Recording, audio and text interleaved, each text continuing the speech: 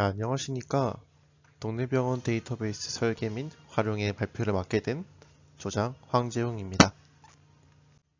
저희 본 발표는 선정의 배경부터 SQL에 대한 자세한 설계와 그리고 마무리 및 확장 가능성 순으로 브리핑을 진행하겠습니다. 저희 주제는 앞서 설명 3개의 주제 중에 병원이 선정되었고, 그 병원 중심 가운데 안에서도 우리 현실 가운데 제일 적절한 게 무엇일까 판단했을 때 외래 중심 진료 시스템 구현에 적합하면서도 우리에게 친숙한 접수와 진료 처방 흐름이 명확하게 구현이 가능한 동네 병원으로 생각하고 설정하게 되었습니다. 이 동네 병원 특성과 저희의 현재 어빌리티상 입원과 수술 등의 복잡한 기능을 제외하여서 사준의 구현 기능을 확보하는 형식으로 저희의 프로젝트는 진행하게 되었습니다. 그 병원에 관련해서 사용자 요구사항 분석 단계에서 객체가 무엇일까 생각했을 때 크게 4가지가 있다고 생각했습니다. 의사, 간호사, 접수직원, 환자. 단, 4번째 환자에 대한 객체는 병원 데이터베이스 접근보다는 그냥 객체로서의 기능만 수행하기 때문에 환자는 중점으로 두진 않고 작성하고 저희가 조사하고 그 조사 기반으로 요구 분석 사항을 정해봤습니다. 정하는 가운데 총 10개의 주 요구사항들이 있었고 그 10개는 각 객체들에 대한 정보들을 관리하는 시스템으로 되어 있습니다. 그리고 객체별로 스케줄이나 접수 제한, 데이터 참고 구조들을 포함하는 형태로 만들어 봤습니다. 그렇게 했을 때는 1번부터 10번까지 지금 리스트에 있는 요구 분석 사항들이 하나하나씩 만들어진 거 볼 수 있는데요. 이 요구 분석서를 담는 ERD, 이 개념 모형을 페이지를 다음부터 자세하게 설명드리겠습니다. 우선은 아까 1번, 2번에 있던 상위에 포함되어 있는 테이블인 의사에 대한 것들입니다. 병원이란 곳은 여러분도 아는 것처럼 최소 한 명 이상의 의사가 근무하고 그 의사는 자신의 진료과를 기반으로 진료를 수행하게 됩니다. 그리고 의사는 정보들, 그 의사 번호나 이름, 연락처 등의 정보들을 저장하는 것을 저희 목표로 하였습니다. 두 번째로는 환자입니다. 그 환자에 대한 정보 또한 환자도 병원 방문 시 고유 환자 번호와 이름, 주민번호 등의 정보들이 저장되고 담당 의사의 고유 번호 또한 참조를 하는 저런 EID가 구현을 해봤습니다. 그리고 계속해서 나오는 EID 가운데 오른쪽에 보시는 저런 노란 색깔 같은 속성 값은 그 테이블에 저희가 PK로 규정하기로 한 값이고 앞으로 뒤에 나올 파란색 값 관련된 경우에는 외래키라고 봐주시면 감사하겠습니다. 그리고 가운데 접수라는 시스템입니다. 환자들이 병원의 접수 시스템을 통해 운영이 되며 여러 명의 환자가 방문을 하고 이 시스템 가운데 이 정보는 의사의 스케줄이 연동이 되어 있어 중복 접수나 비근무 시간대 접수를 제한하는 형태를 볼 수 있습니다. 이 테이블의 이제 기본 키는 저기 지금 보신 노란색의 체크인 아이디로 보시면 감사하겠습니다. 그렇게 해서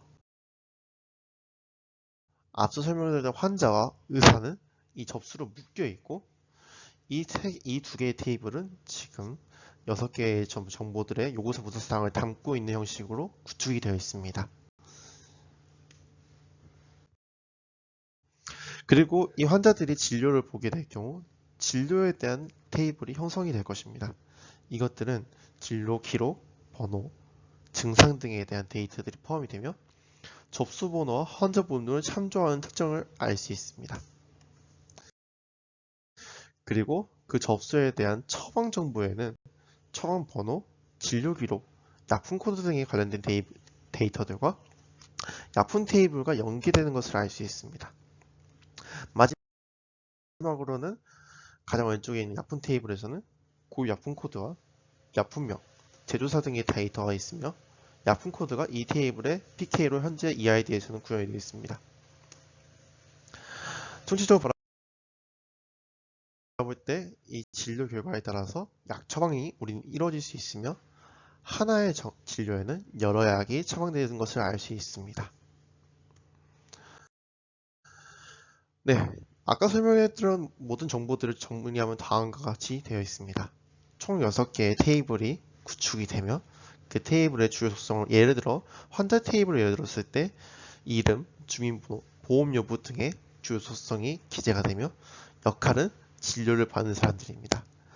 그리고 옆에는 지금 저희 테이블에 대한 간단한 관계성을 요약해 놓은 내용으로서 하단의 약품 처방에 대한 데이터들을 얘기했을 때 약 같은 경우 여러 처방 전에 데이터가 참조될 수 있으며 그리고 처방 전 동안 많은 약품을 포함하고 있을 수 있음의 관계를 나타냅니다. 이렇게 EID가 다음 화면처럼 구성이 되었을 때 이제 저희는 그 다음을 논리적인 설계와 정교화를 해야 할 필요성을 느꼈습니다. 논리적인 설계로는 다음과 같은 구성을 진행하였습니다. 의사 테이블에 아까 있던 소송들에 대한 데이터 타입을 규정하고 그 데이터 타입에서도 PK를 선언하고 제약 조건을 선언하는 등의 저희 논리적을 구성을 하고 환자 테이블 또한 마찬가지로 각 속성에 맞는 데이터 타입 규정과 제약 조건을 설정할 수 있습니다. 접수 테이블과 약품 테이블 또한 마찬가지로 대부분의 속성에 대해서 데이터를 정의하고 그 정의한 대로 제약 조건 설정하는 등의 노력을 거쳤습니다. 마지막으로 진료 기록 테이블과 처방 테이블 또한 앞선 선행 과정과 비슷한 과정을 거치면서 저희 4번에 해당하는 논리 설계를 완성하였습니다. 네, 그렇게 해서 구성된 테이블에 대한 정규화 검토 결과 1정규형에서는 이미 모든 테이블이 원자값으로만 저장된 것을 보았을 때 충족한다라고 판단되었고 2정규에서도 이미 모두 다 완전함수 종속에서 충족하며 이행적 함수 종속도 없었기 때문에 저희의 기존 테이블들이 정규화한 이후에 큰 변화 없이 나타난 것을 알 수 있었습니다. 그렇게 해서 저희가 논리성을 갖췄던 것들을 기반으로 SQL 어플리케이션에서 뼈대를 만들기 시작했습니다. 테이블을 만들고 그 테이블에 아까 얘기했던 변수들, 정의값들을 다 하나하나씩 기입하는 형식으로 각 환자 테이블, 의사 테이블, 그리고 이제 진료와 약품, 처방에 대한 테이블들을 다 구축하고 완성하는 과정을 거쳐갔습니다. 그렇게 뼈대가 완성되었다면 그 뼈대 내에 들어갈 사립이 필요하겠죠? 각각의 테이블에 속성값에 필요한 레코드들을 이런 식으로 하나하나 인설트해서 최종적으로 각 테이블에 모든 테이블마다 다 이 데이터를 입력하여 저희 SQL을 완성하였습니다.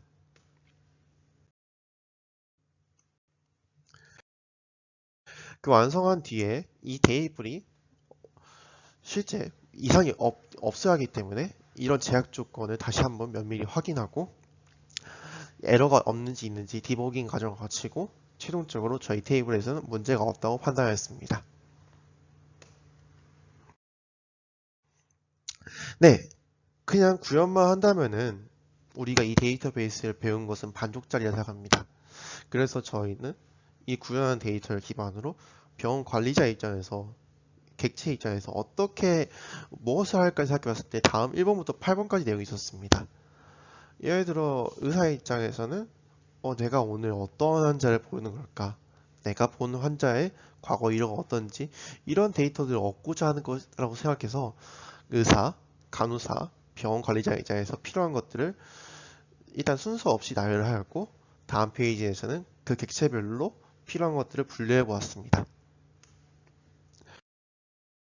네, 의사 입장에서는 특정 환자의 진료 이력 그리고 오늘 내게 택해질 의사 진료 수술을 통해서 오늘 일정과 진료 준비를 할 수 있으며 타인의 의사들과의 진료 환자 수를 비교하면서 내 성과나 앞으로 비교 평가 자료를 통해서 미래의 연봉협상에 좋은 자료로 택할 수 있을 거라 판단이 되었습니다. 그리고 간호사 입장에서는 진료 있는 환자들을 조회하여서 오늘 접수 상황을 준비하고 대기동선을 짤 수 있는 좋은 데이터로 확보가 가능할 거라 판단되었습니다. 마지막으로는 병원 행정 입장에서는 7일간의 환자 수나 이번 주 진료 수익 합계를 통해서 병원 이용률이나 추세와 그리고 앞으로의 경영회의 활용에 좋은 지표로 판단될 거라고 보여집니다. 이 시나리오들이요. 이 시나리오들을 이제 저희가 추출하기 위해서는 다음 페이지 같은 코드를 작성하게 되었고, 이 코드를 같은 경우는 이 박초로 환자에 대한 진료들을 추출하는 셀렉트 문으로서 이 문을 활용하였을 때 결과값은 다음과 같은 결과를 볼 수 있었습니다. 박초로 환자가 총 이때까지 5번의 진료를 보았고, 이런 아픔들이 있었구나, 이런 약들을 처방받았던 것들을 통해서 이 환자의 히스토리를 좀 더 분석하고 지금 방문 시에 좀 더 용이하게 활용할 수 있는 데이터베이스의 셀렉트였습니다. 두 번째로는 오늘 내가 어떠한 환자들이 접수하는가에 대한 데이터였습니다. 이렇게 코드를 작성하게 되고, 이 코드를 기반으로 구현했을 때 오늘 한 명밖에 없고 이 사람은 급하게 왔구나, 이 사람에 대한 복통이라는 것을 알 수 있었습니다. 네, 그리고 이것은 아까 설명했던 것처럼 자신의 성과 지표를 알 수 있는 코드로서 이 코드를 구현 시에 내가 진료한 내 과에서는 나는 이만큼 진료했고 타과의 과는 이만큼 진료했구나의 성과를 알 수 있었습니다. 네, 간호사에 대한 것은 한 개이므로 시간상 생략하고 지나가도록 하겠습니다. 네, 마지막 두 개는 이제 행정직원 입장에서 바라볼 수 있는 수치인데요. 일주일간의 진료 수와 공허 환자 수의 집계에 대한 코드로서 이 코드를 구현 시 다음과 같이 40명의 진료가 발생하였고 그 중에 20명의 환자가 내원한 것을 알 수 있습니다. 이것을 통해서 20명의 환자가 발생하였고 진료는 40번이 발생한 것을 알 수 있습니다. 그리고 이 환자들이 진료를 했을 때 얼마만큼의 비용을 발생하였는가, 우리 병원에 얼마만큼 수익이 가져왔느냐에 따라서는 현재 80만 6천 원으로서 총계는 80만 원으로 우리 병원 이만큼의 수익성을 확보하고 있는 것을 알 수 있었습니다. 추가로 앞으로 좀 더 셀렉트를 더 디테일하게 하게 될 경우 했을 때 각 과별로의 수익성을 검토를 해서 그것을 레이딩 차순 또는 오른 차순으로 해서 어떤 과가 더 매출을 많이 잡고 있는지를 알 수 있지 않을까라는 기대감도 있었습니다.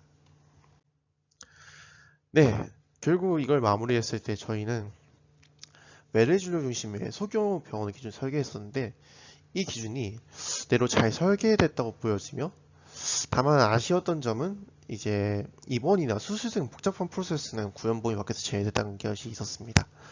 추후에는 중대형 병원 수준으로 확장을 하는 가능성을 염두에 두고 있습니다. 입원실이나 수술기로 좀 더 풍성한 간호사 스케줄이나 아니면 병원 내에서 약을 처방하는 것이 아닌 약을 제조하고 환자에게 직접 제공할 수 있는 그런 추가 기능들을 신설할 것으로 예상이 됩니다.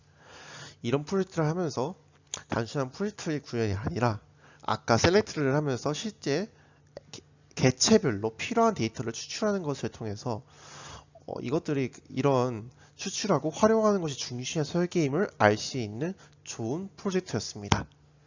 네, 발표를 들으시면 감사합니다.